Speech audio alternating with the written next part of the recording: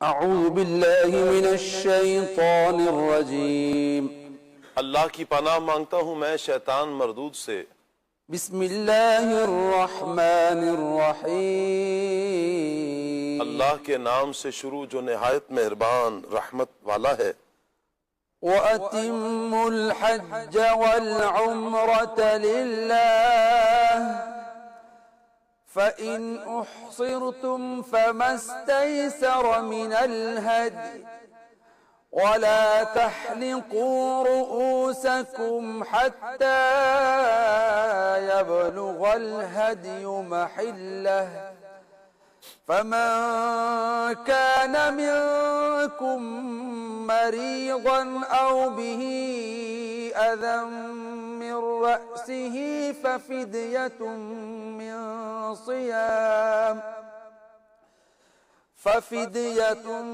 من صيام أو صدقة أو نسك فإذا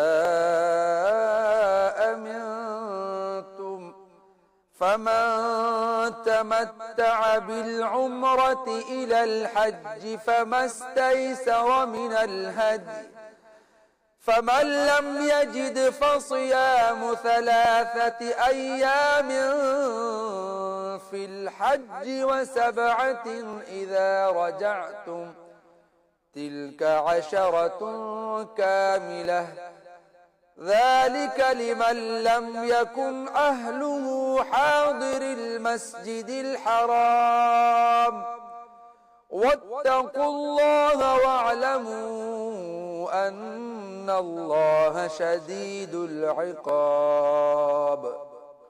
آسان ترجمہ قرآن کنز العرفان۔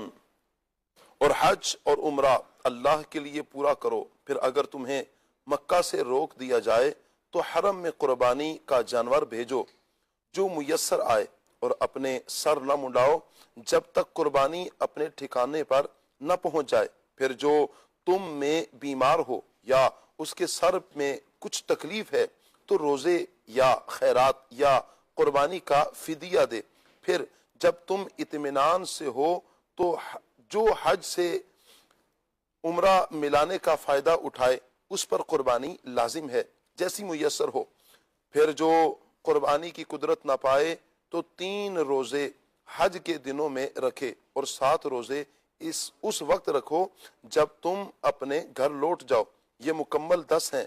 یہ حکم اس کے لیے ہے جو مکہ کا رہنے والا نہ ہو، اور اللہ سے ڈرتے رہو اور جان رکھو کہ اللہ شدید عذاب دینے والا ہے۔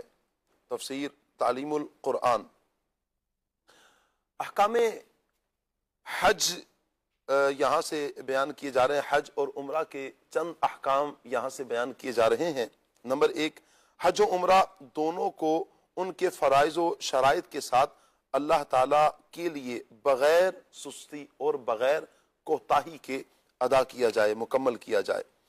نمبر 2، اگر حج یا عمرہ کا احرام باندھ لینے کے بعد ان کی ادائیگی میں تمہیں کوئی رکاوٹ پیش آ جائے، جیسے دشمن کا خوف ہو یا مرض لاحق ہو، تو ایسی حالت میں تم احرام سے باہر آ جاؤ۔ البتہ حدود حرم میں قربانی کا جانور، اونٹ یا گائے یا بکری جو میسر ہو، اسے ذبح کرنا تم پر واجب ہے، اور جب تک قربانی کا جانور ذبح نہ ہو جائے تب تک تم سر نہ منڈاؤ۔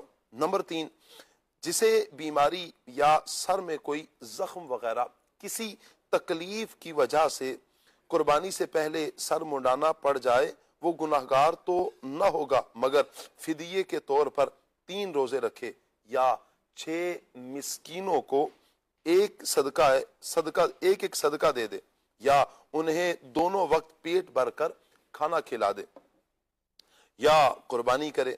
نمبر 4، جب تمہیں دشمن اور مرض سے امن ہو تو جو شخص ایک ہی سفر میں حج تمتع یا قران والا حج کرے، یعنی پہلے عمرہ پھر حج کرے، تو اس پر بطور شکرانہ قربانی لازم ہے جیسی میسر ہو، اور اگر اسے قربانی کی طاقت نہ ہو تو وہ 10 روزے رکھے، ان میں سے 3 روزے احرام باندھنے کے بعد 2 شوال سے 9 ذوالحجہ تک، और 7 रोजे 13 जुल्हिज्जा के बाद रखे। नंबर 5, हज तमत्तो या क़िरान का जायज होना सिर्फ आफाकी यानी मीकात से बाहर वालों के लिए है। अहम बातें। नंबर 1, एहराम बांधकर 9 जुल्हिज्जा को अरफात में ठहरने और काबा मुअज्जमा के तवाफ का नाम हज है। इसके लिए खास वक्त मुकर्रर है जिसमें ये अफ़आल किए जाएं तो हज कहलाता है। नंबर 2, हज 9 हिजरी को फर्ज हुआ, इसकी फर्जियत का मुनकिर दायरा इस्लाम से खारिज हो जाता है यानी काफिर है।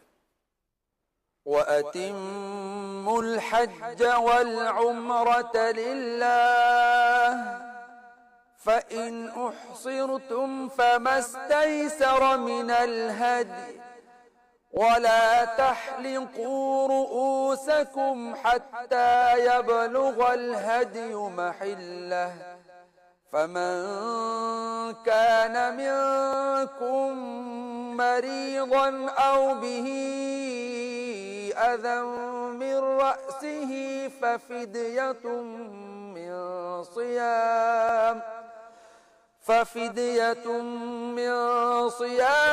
औ सदक़तिन औ नुसुक फ़इज़ा अमिनतुम फमन तमत्तअ बिलउम्रति इलल हज्ज फमस्तैसर मिनल हदी फमन लम यजिद फसियाम 3 अय्याम फिल हज्ज व 7 इज़ा रजअतुम तिल्क 10 कामिलह ذلك لمن لم يكن أهله حاضر المسجد الحرام واتقوا الله واعلموا أن الله شديد العقاب